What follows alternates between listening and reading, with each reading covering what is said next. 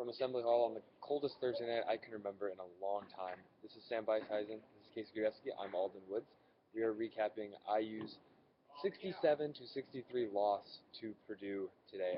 Assembly Hall was loud. I think people were really angry both at Purdue and at the fact that it was really, really cold outside, which we've already talked about. But I'm really upset about that. We saw a game that was a lot slower than the pace IU normally likes to play. Sam, tell us something a little bit about that while I do this. Yeah, Alden is ducking out to do work. But, Indiana kind of was forced to play Purdue's game for most of the night. Purdue was going to slow them down. They were going to attack the paint. And really, they were going to try to make Indiana work for their three-point shots. They're going to work for their buckets. It wasn't exactly a mirror, I guess, of that first time Indiana played Purdue, because obviously Purdue just completely blew them out of the arena, quite honestly. This time Indiana really kept up with it, but just the shots weren't falling. Indiana was out of its rhythm. They went 10 minutes in the first half where only scored 3 points. That's very un-Indiana-y, I think. And talk about the end of the game real quick. Yogi Ferrell kind of went into take over the game mode. He took every shot in the last 3 minutes, hit 7 points in the last 3 minutes. But ultimately, with the game on the line, he pulled up for a three-pointer with 6 seconds left. Maybe a little too early. Maybe should have waited for the screen. But that's so easy for us to say, sitting over here in our press seats, because we can say, hey, Yogi took the wrong shot. But then Tom Crean said Yogi took the wrong shot. Tom Crean said he should have taken Yogi out maybe because he was trying to do too much. And Yogi, he took most of the blame, really. Yeah, I don't know if taking Yogi out at the end of the game is a smart move to make. Bad idea. Considering he's your best player by like a mile, but maybe calling one of those timeouts, saying Yogi, use your teammates. Wait for the screen. Crean said that they called a pick and roll that Yogi just didn't use, and he just ended up shooting the ball with 6 seconds left, and then IU couldn't get the offensive rebound. That was pretty much the game. But Sam, you mentioned the pace, and that's something that Tom Crean said in his press conference, that it was kind of their own fault, that they just kind of slowed the game down.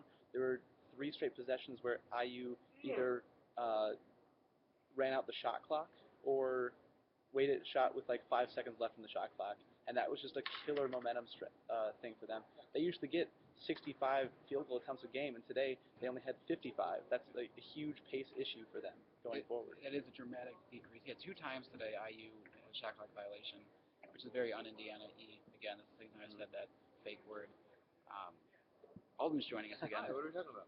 We're talking about the pace. We just finished talking about the pace of the game. I think we're about to talk about how A.J. Hammons, once again, him and Isaac Haas kind of dominated Indiana. What did you think about them? Because they kind of killed the Hoosiers all day. They're both 7 feet tall. Yeah. Purdue, I believe, is the only team in the country that has 2 7-footers. One of 4 teams. One of 4 teams. Very few teams in the country, no team in the Big Ten plays 2 7-footers in its rotation. IU will never face this again unless they play Purdue in the Big Ten tournament, That'd be fun. Which is possible. But for the second time this season, IU was not able to do anything against those 7-footers. In the first half, it looked like they were doing something. They were doing those little things. There was a possession where Emmett Holt went to the left side of Isaac Haas, and then he went back to the right side, and then to the left side, and then he eventually stopped a pass coming in and deflected it because he fronted him so well. But those little things kind of really stopped in the second half.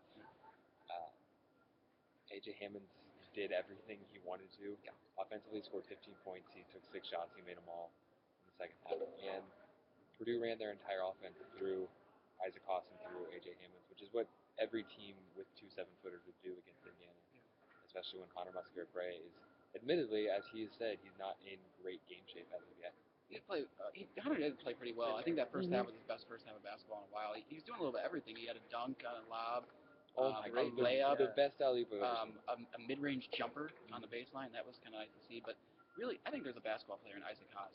Like he didn't really do too much, I guess, offensively that really thrilled you. He just looks awkward out there still. He kept on getting those offensive rebounds that killed Indiana. He's also 7 feet tall. It helps. He was getting his own rebounds off his own misses. Yeah. And that he would get 2 or 3 in a row, and that's just so killer for this IU team that wants to run and get the rebound and just move in transition. And that if they don't get that rebound, then it just kills their momentum. Yeah, when opposing teams are playing through big guys, short shots create short rebounds, and it's really hard to run off of those short rebounds, especially if you're not getting them. Yeah. But when that ball is in the paint and it's bouncing around in the rim and all those big guys are in there, Yogi Ferrell's not coming out with that rebound, and James Blackman Jr. is not coming out. So it's impossible to get out and run as fast as IU wants to. So they were held to 13 fast break points today. I don't know if you guys said that already. No.